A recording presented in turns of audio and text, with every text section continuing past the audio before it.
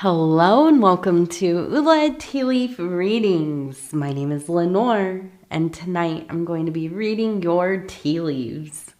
This is a horoscope for Scorpio. If Scorpio is your solar, lunar, ascendant / rising sign, then this is a reading for you.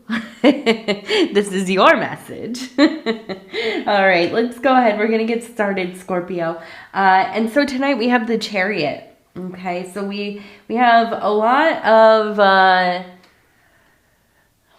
momentum. If you can imagine, you got the chariot. If you don't know what a chariot is, kind of like a horse pulling a wagon type of deal.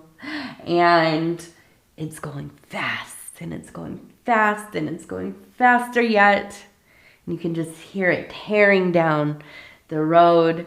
I'm thinking of those like cobblestone old ones, and like just loud, energetic, full force. And that's where we're at, right? So whenever I see this, I'm like, okay, this is like when you decide I'm going to get mine, right? It's time. It's time for me to get what is mine, okay? So let's go ahead. We're going to knock, knock, knock.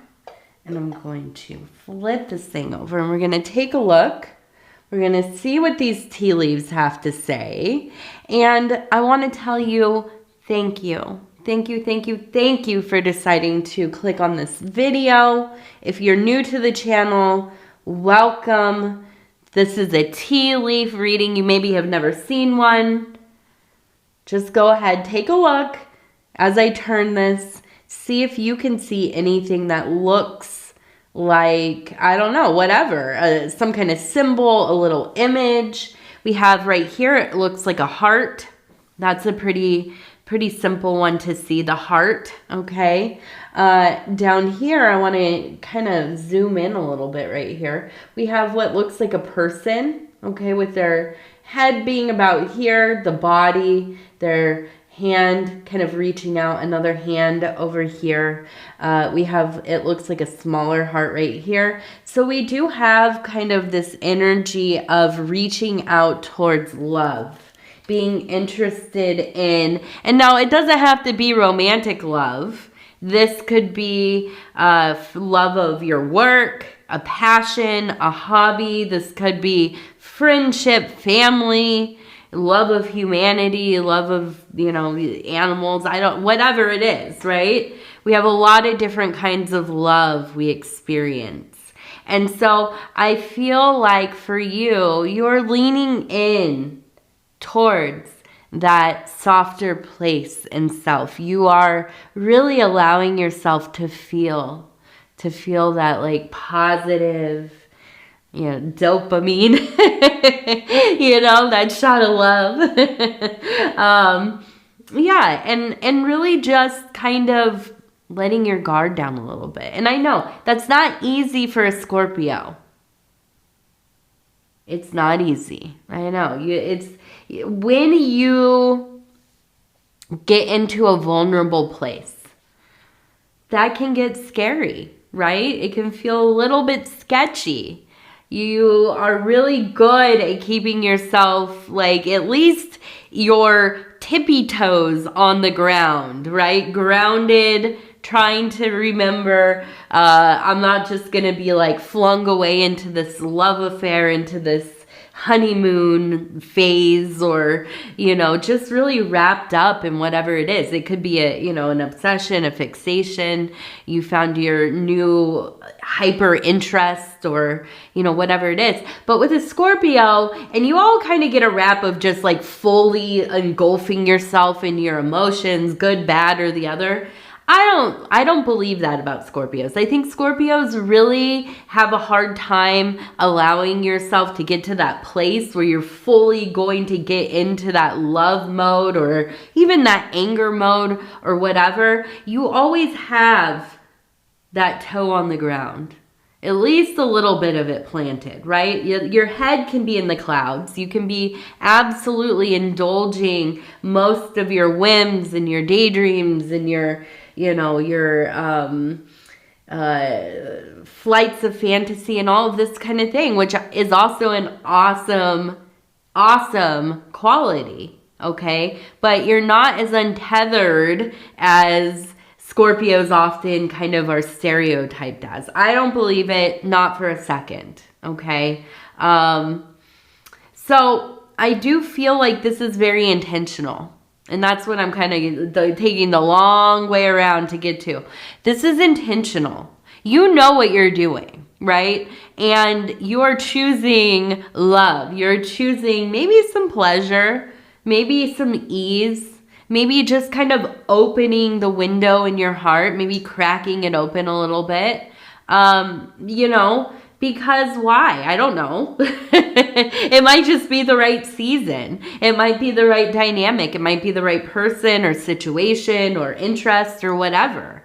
So I do see this being kind of at the forefront of things for you right now.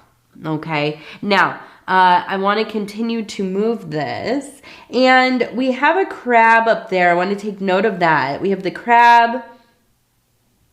We have what looks like a gallows to me, and we have a person over here. We also have a rainbow right here. And if you know what a gallows is or not, it's kind of like that thing. Well, it's not kind of like, it is. It's like when you play Hanged Man, right? Or Hangman or whatever it's called. The game where you draw the body slowly from the gallows, and that's what the gallows is. It's where they hang the rope from.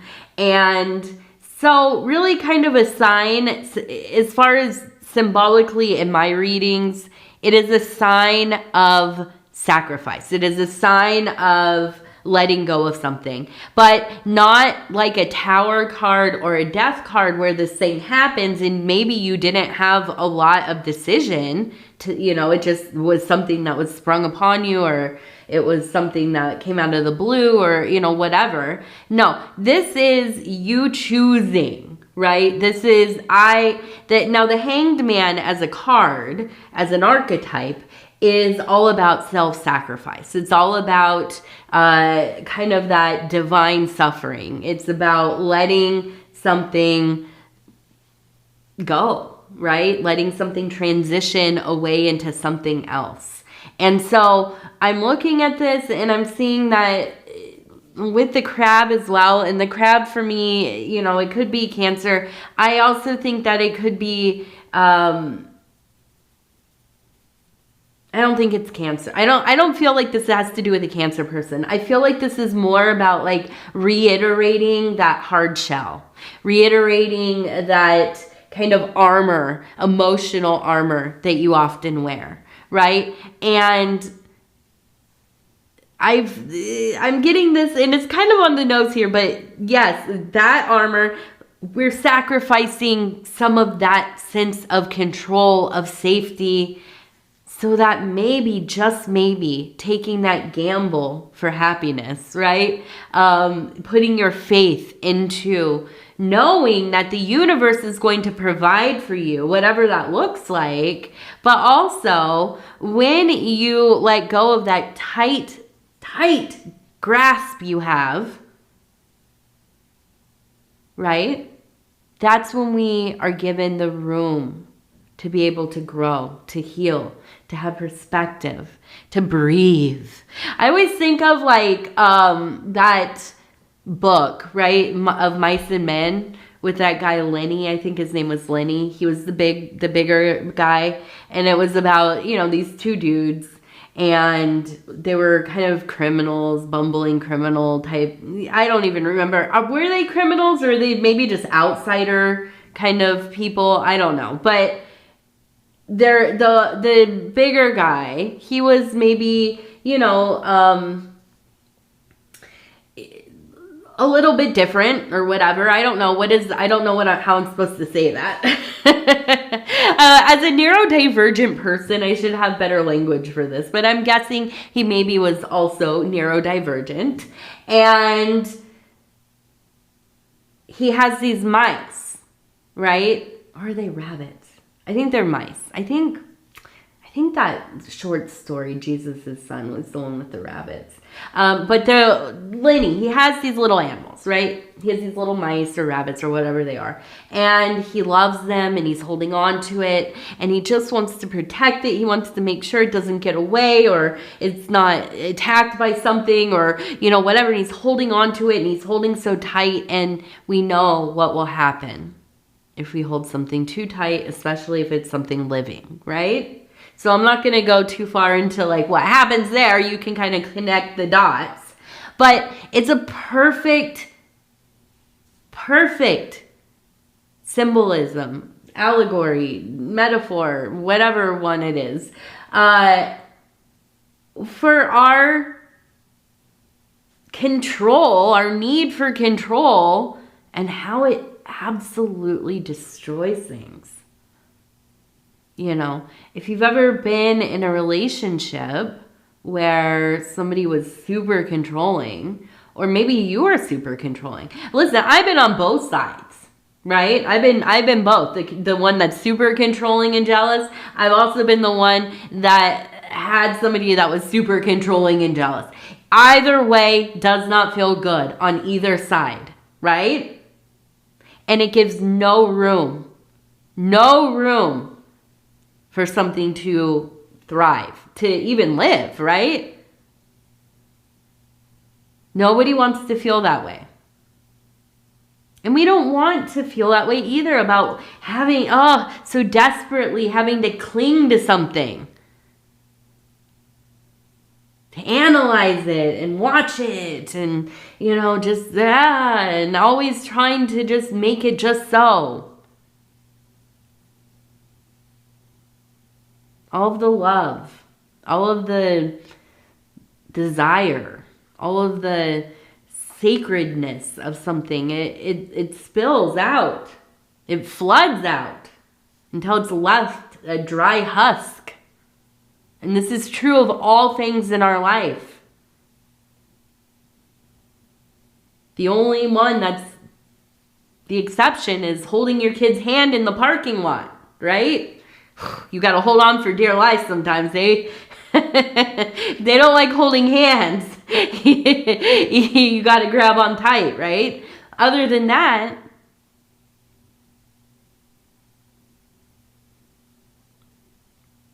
we have to let go of that control. That need to always protect ourselves and whatever it is that we're holding on to.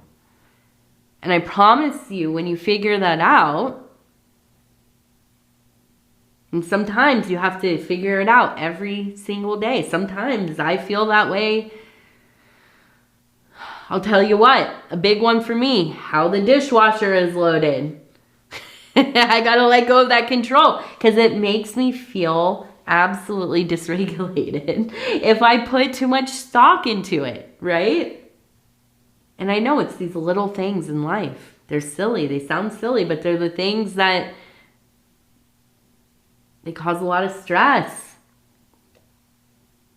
They get us out of balance, ungrounded, uncentered, all of that. So I see you letting go a little bit, allowing yourself to be vulnerable, to feel something deeply. Maybe even express how you feel transparently, authentically. Like you've let somebody into your sacred, secret world. And I know, I heard you cringe when I said that. But I promise you, and now let me just stop and say, be discerning. I know that you are, but I'm not saying just let any old person in. But when you know, or you have an inkling, that this might be the thing, this might be that thing for you, that person for you, that experience for you, letting go of that need for control just a little bit. And I see, with the little rainbow and stuff, I see laughing. Not cruel, not sarcastic, not temperamental or judgmental, none of that. Just laughing.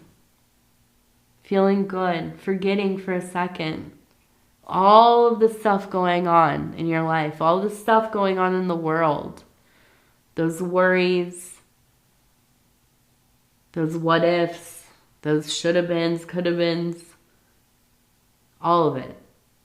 Lost for a moment because you're laughing and you're enjoying yourself and you're feeling something deeply, deeply, deeply.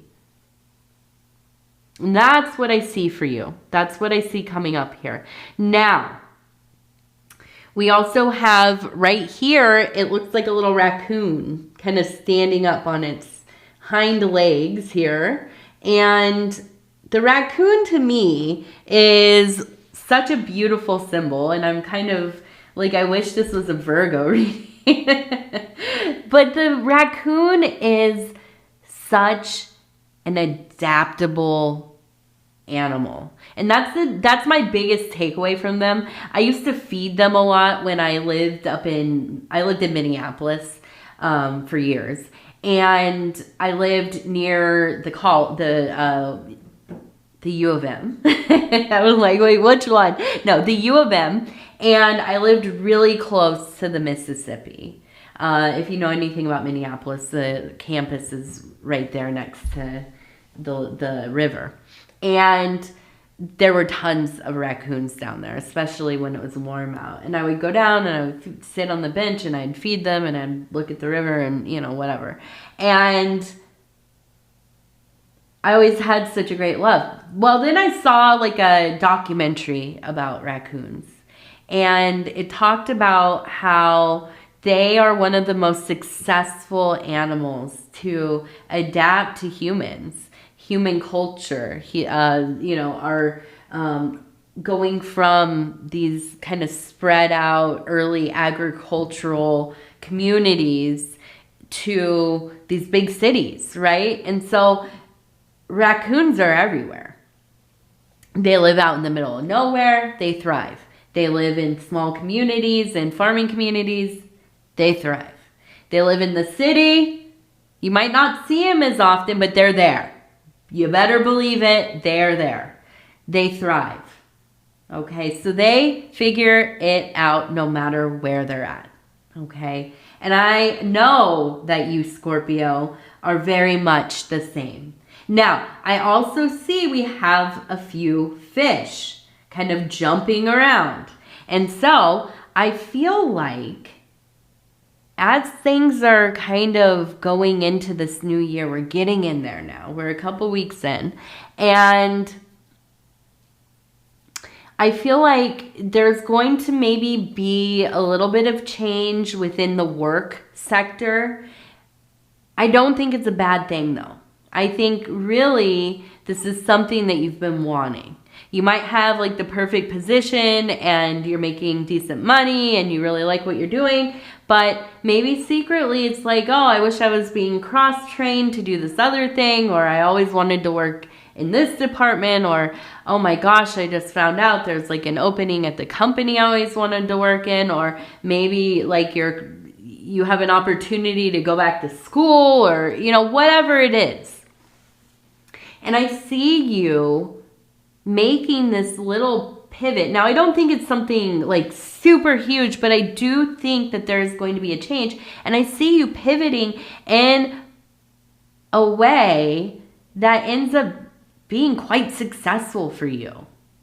I see you making more money this year. By the end of the year, you're going to be making more money one way or another. Now, maybe you're starting up a new side hustle or starting a business or, a YouTube channel or whatever it is. But I see you making more money. And that's what's important, okay? And, ultimately, I feel like this is going to be something that maybe is the thing that has been missing a little bit in your work life, in that sector of your being, right? And feeling more and more confident. That's the big thing.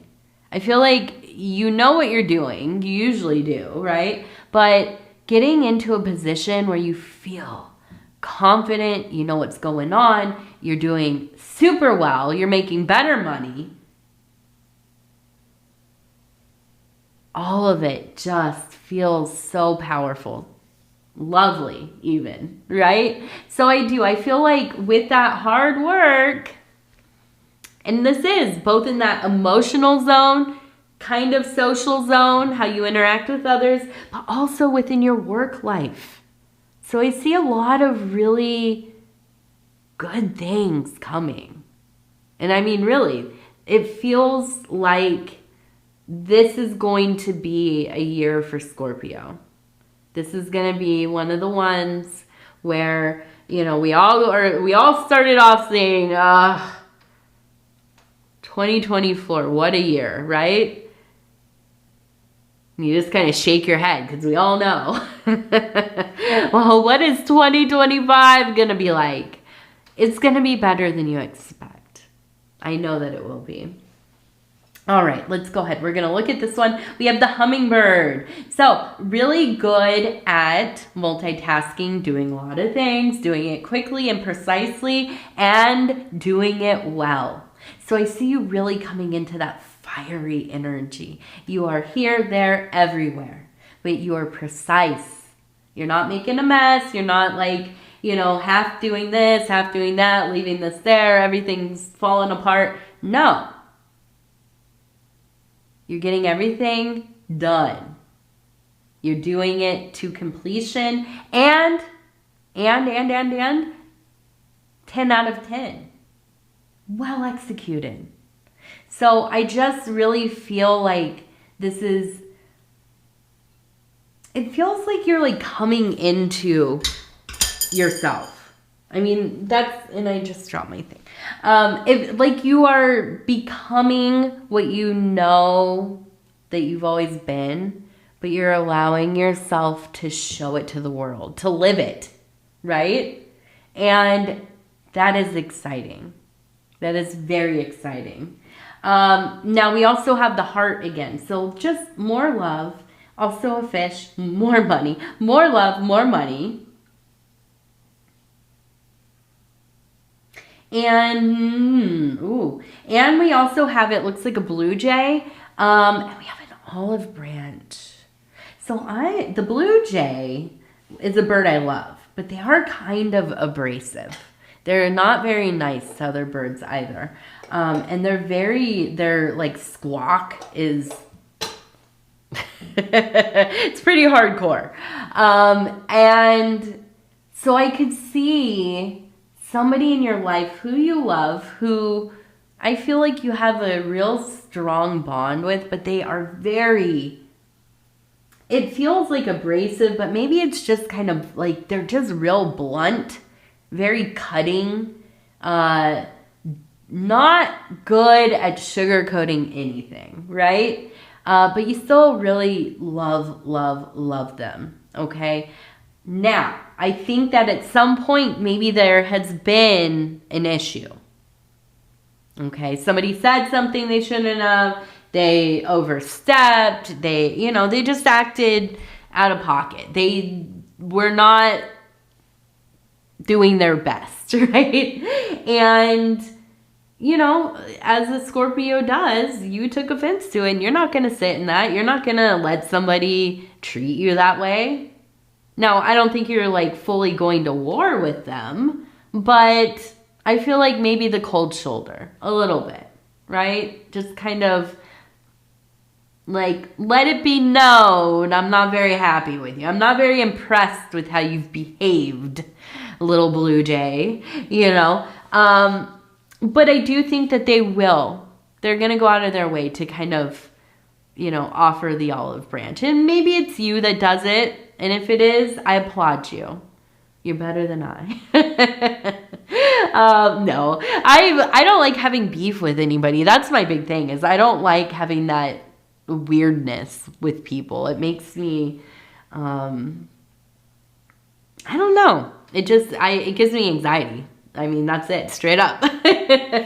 So I'm like if something goes wrong, I will apologize very quickly and try to smooth things over. I don't like being at odds anymore in my life, which thankfully not often am I. But, you know, for a Scorpio, I know it's not always the easiest thing. And I do respect that about you all. You stand on your business. You keep it exactly how it is for you. And you're not, you know, not often going to compromise in a way that, you know, disrespects yourself. And so, I think in this situation though, it will be made right. Okay. Everything will come back into balance with this person, you know, at least enough so that they can stick their foot in their mouth again once again down the road, right? And we all have those people in our lives, don't we?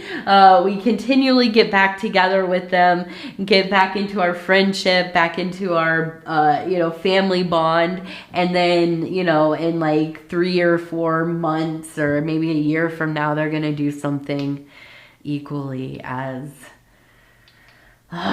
frustrating. All right, let's go ahead. We're going to do our lucky numbers. Let's do 55. Number 55. All right, 55. 67. 55, 67, and 55 again. No, let's do another one. You really like 55 tonight. 18. Beautiful.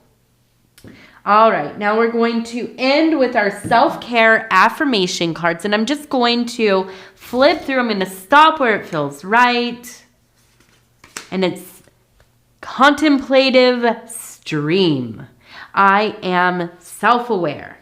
I take time to sit by the... Okay, I am self-aware. I take time to sit by the contemplative stream to notice how I am feeling.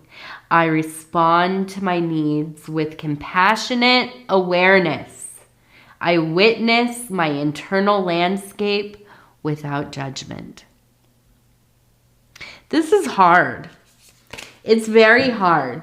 You know, I struggle with this concept of our feelings, our emotions, how we react to something as being not of ourselves. This is like a transient thing floating through our mind, floating through our life, right? It is not us. It does not reflect who we are. But we have to choose, like, are we going to attach ourselves to this? Or are we just going to let it go by? I have a hard time with that. I do. And maybe I'm like a little bit of, you know, self-important or whatever. But I just can't figure out where are the emotions coming from if they are not me, right? And this is something I contemplate quite often. And some days I get it. And some days I just can't figure it out. TT, she's out there. She's saying, come on, Mom, let's go to bed. So, you know, I think that this is always good advice to be able to just see how you're feeling, notice how you're feeling, allow yourself to feel it, and let it go, you know. One really big example for me is I have a daughter that's 4. Right? And she is everything to me. I love her so dearly. But yeah, she annoys me sometimes. Sometimes she makes me feel really, you know, disrespected, betrayed, you know, just anxious, worried, all the things, right? And even how I said that, I said, she makes me feel that way. She doesn't make me feel that way. These are things, when situations arise, she won't pick up her mess. She says, no, I'm doing this instead. And she goes and starts to play with something else and create another mess. And I feel frustrated. I feel betrayed. I feel disrespected because I spent all this time cleaning the house, and look at it. In 5 minutes, it's, whew. She's not making me feel that way. These are things that are rising within myself, and I am deciding to grab onto them. Now, I could say, well, you know what? I don't like that she's not listening to me, but I like that she is an independent being. She's autonomous, and she's saying, I don't want to do that right now. Actually, I want to go do this. And because I am myself and I'm autonomous, I'm going to go do that. That's the kind of woman that I want to raise. Is it feasible for me all the time? No. Is it easy? No. Does it make me feel some type of way sometimes? Yes, of course.